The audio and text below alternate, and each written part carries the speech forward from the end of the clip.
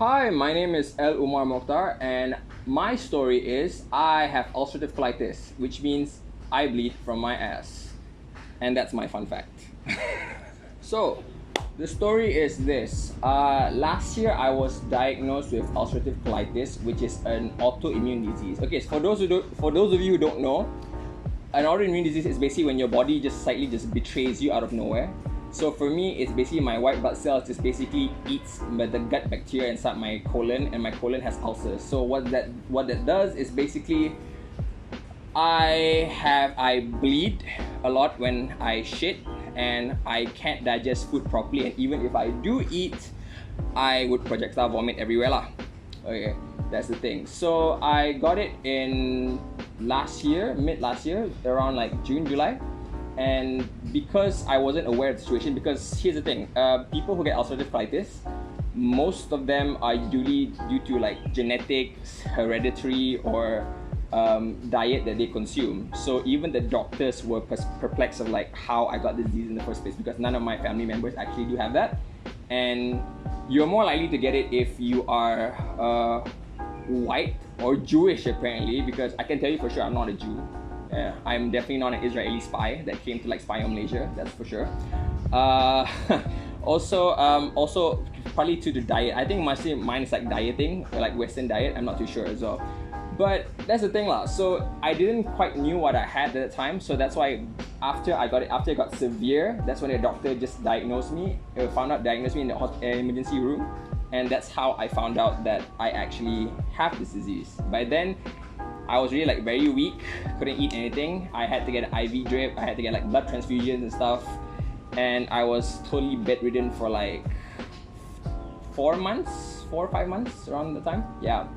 So it's quite, I would say quite bad lah in my experience. Like, couldn't work, couldn't do anything and stuff like that.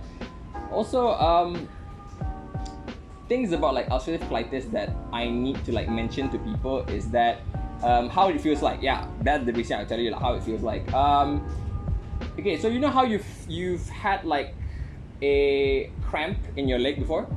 Yeah, those like really, really bad cramps here in the leg. Yeah, imagine having that, but in your inside of your stomach, and it goes on for like every 5 minutes. So it's really, really like painful. I mean, I probably now understand how women go through like period cramps. I'm much more empathetic with women.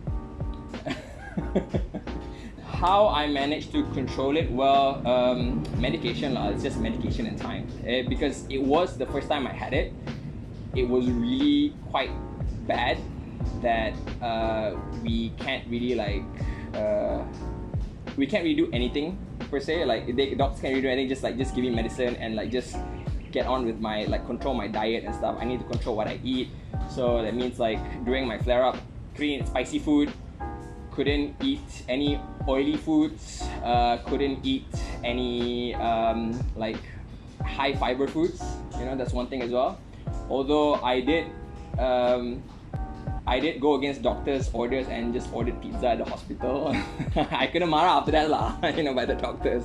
That's one thing. But yeah, I think by now I'm much better than I was. I gained a few. I lost a lot of weight though, by the way, from that. Like I lost like around 30 kilos. I lost around 30 kilos. I was like 105 at the time. Then I lost like to like 73. I was at my lowest weight, and I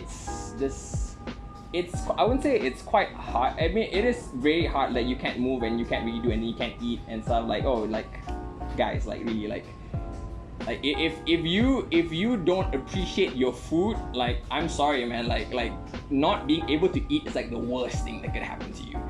And also also since ulcerative colitis is also a rare disease, I won the jackpot apparently, and I got like the rarest out of all the rare disease, which is called pancolitis, which apparently only 20% of reported cases around the world suffer from. So yeah, you can say I'm pretty lucky on that point. How I feel about how my mental state was at that time. Say it's pretty bad lah. I would say I suffered from mild depression because of that. Because fun fact actually, people who suffer from if like 90% of dopamine is created in your gut. So if your gut is sick, then your overall mental health will suffer lah. I mean, it's not really that bad of a depression, but you do feel it, and I can kind of like probably relate to some of my like theater friends that I have. But yeah, also the whole point of like the whole me losing weight thing also makes me it made me had body dysmorphia. So what body dysmorphia is, meaning like you're not happy with how your body looks like and stuff like that. And it's kind of hard to talk about that because a lot of people, they suffer from like body image issues and stuff. And for me, it was like I like all those years of training in the gym suddenly just like went down the drain, and I had to restart back from zero again. So that's why I felt kind of like, you know, demotivated and stuff like that. Also, another fun fact, 94% of ulcerative colitis patients do suffer, males do suffer from erectile dysfunction. Interesting fact. Only during flare-up though. I would say right now, I'm still good. I'm still performing well. But yeah, it's just one of those things that people don't want to talk. It's one of those hard conversations people don't want to have regarding being ill. And for me, like, I got like most of the brunt of it, so I kind of understand how people with mental illness do feel at the time. But I also like, I wouldn't say like I'm not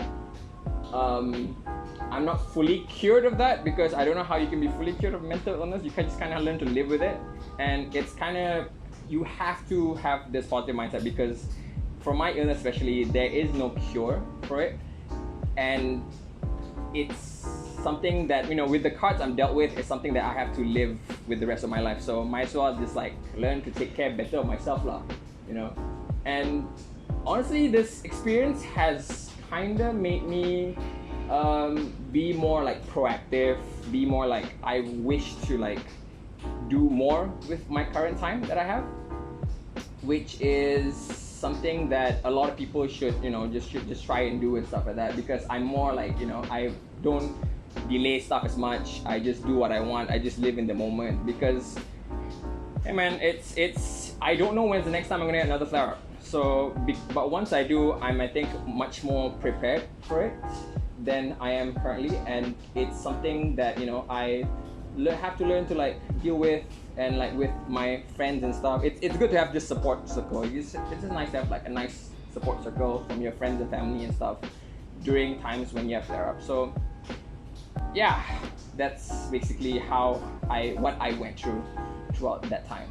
Unfortunately, in Malaysia, this illness, even though debilitating, it's not considered like, you know, you can't get an OKU card from it. It's not disability, it's considered disability. Which is a shame, because I would abuse my rights as an OKU. So I'm just kidding. No, I won't. Don't do that. But yeah, it's just that it's not considered a disability because of how it's not, because in Malaysia, what it stands for disability is like when you lose senses, when you lose like, you know, a sense of hearing, sight, touch, or you lose a limb, you know, you can't work anymore. But for me, like, I wasn't able to work on those days where I was sick, you know, because of how painful it was. And I think it should be treated as such, as a disability, because in countries like the EU or like in Canada and US, they do treat it as a disability.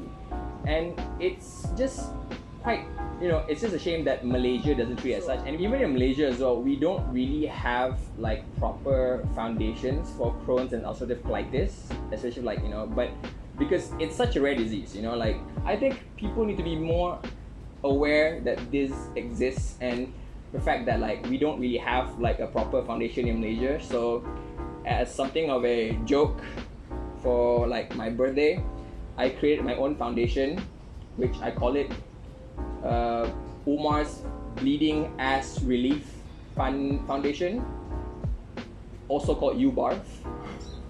So if you want to donate, links in the description down below. No, I'm just kidding. You don't need to donate. It's just a joke I made. But yeah, I do believe that people need to be made more aware of this illness, because it's something that it's something embarrassing that people don't want to talk about, because it concerns like something to do with like personal issues. And I understand that if it affects you both physically and mentally, especially during these times when like finding a job is hard and stuff like that, it can affect your mental health in the long run. So people need to be more aware. There need to be more support systems for this kind of thing. So that's why I'm here today to educate you guys regarding this particular illness. So yeah, you are informed for today. So I have like 2 takeaways that I want to like basically just to conclude everything. I want to say for me personally, I feel like it's okay to have this. It's okay whatever you're suffering. Like it's just good to like love yourself. And for me, it's like just to live more in the moment and to do what I love. Just like just put it out there and just like do as much as you can with the time that you have, kind of thing. Because you don't know when you're gonna be bedridden for another 3 months. Hopefully not, but like if you do, that means that you have like things to support you when you are down like the also I want to give out a message to like people who do actually suffer this disease, just saying that like you're not alone. It's okay. And I want people to more to like people who suffer like any autoimmune disease, for example, maybe like ulcerative colitis, psoriasis and stuff. Like, don't be ashamed of yourself. Like, I know it affects you yourself and it affects your mental health, but it's okay to reach out. And like, I want people to know that like autoimmune diseases are a bitch. Like, your body just betrays you, but then hey, at least find a support system that somehow you're managed to like get a hold of. And you need all the help you can get. You're not alone in this, and I hope that you yourself can like get through this, not alone but together.